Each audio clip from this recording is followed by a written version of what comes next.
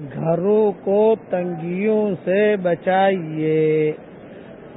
اب تفصیل سنیے۔ لوگ شکایت کرتے ہیں کہ ہمارے گھروں میں تنگیاں ہیں، کاروباروں میں تنگیاں ہیں، تو اس کا میں نبوی نسخہ آپ کو بتا رہا ہوں، اور یہ سبق دے رہا ہوں کعبے کے سامنے سے۔ ابھی کعبے کے سامنے بیٹھا ہوا ہوں اور اچانک ایک حدیث ذہن میں آئی، جو میں نے کہا ابھی سبق ریکارڈ کرا دوں۔ 3 چیزوں سے گھروں کی تنگیاں دور ہوتی ہیں، اور 3 چیزوں سے گھروں میں تنگیاں آتی ہیں۔ اب تفصیل سنو۔ روایتوں میں یہ ہے کہ گھروں میں فرشتوں کو بلائیے، نمبر 1۔ نمبر 2، گھروں سے شیطان کو بھگائیے، اور نمبر 3، گھروں میں قرآن بہت پڑھیے۔ یہ 3 کام کرنے سے گھروں کی تنگیاں ختم ہو جاتی ہیں، تو بالکل تنگیاں ختم ہو جائے گی، دماغوں کی تنگیاں ختم ہو جائے گی۔ 3 کام کیجئے آپ۔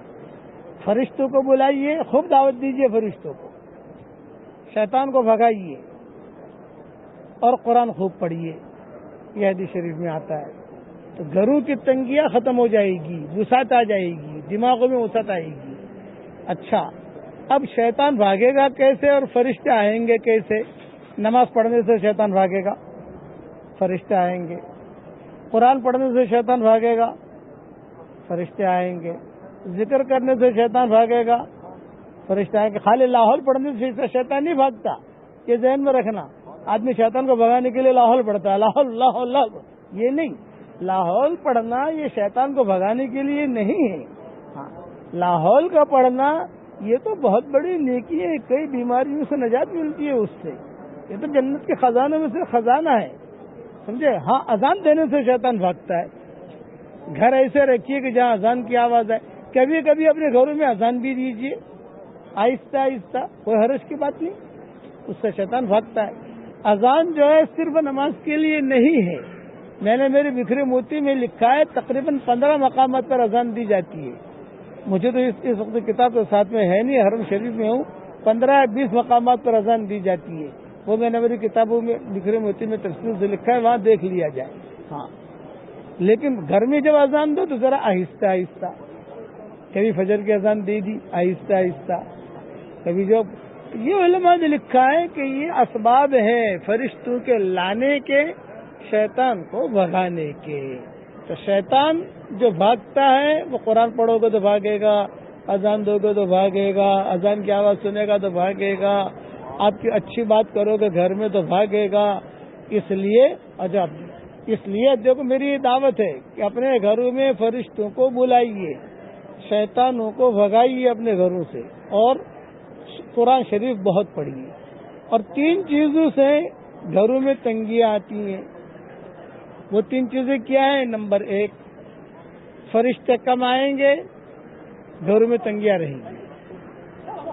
شیطان بہت زیادہ آئیں گے، گھروں میں تنگیاں رہیں گی، پریشانیاں ہی پریشانیاں۔ میاں بیوی لڑ رہے، بھائی بھائی لڑ رہے، بیٹا بیٹی لڑ رہے، سب لڑ رہے، کیونکہ شیطان بھرا ہوا ہے۔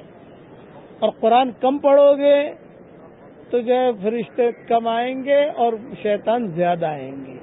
اس لیے یہ حدیث دارمی میں ہے اور صحیح حدیث ہے، اور پوری تفصیل میں نے بیان کر دی ہے، اور انشاءاللہ کبھی اللہ توفیق دے گا، ابھی تو سفروں میں ہوں، تو میں انشاءاللہ 15-20 مقامات پر اذان کون سی جگہ پر کہی جاتی ہے۔ ایک مرتبہ حضرت علی رضی اللہ تعالیٰ عنہ نے آ کر یہ شکایت کی کہ حضرت بہت پریشان ہے۔ تو آپ نے فرمایا پریشان کیوں ہے؟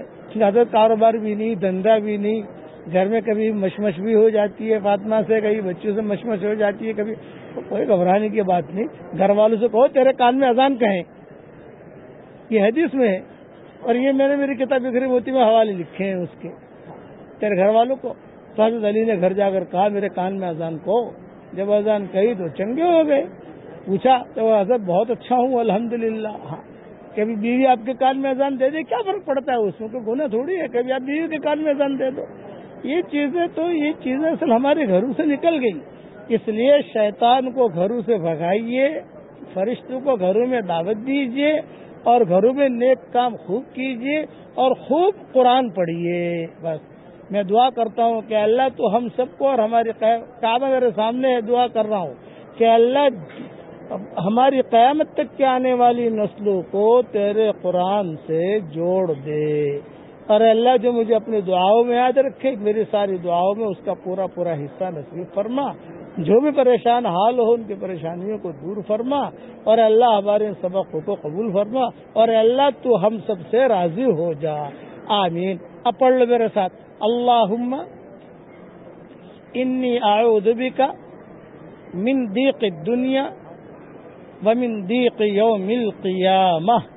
اے اللہ، دنیا اور آخرت کی تنگیوں سے ہماری حفاظت فرما۔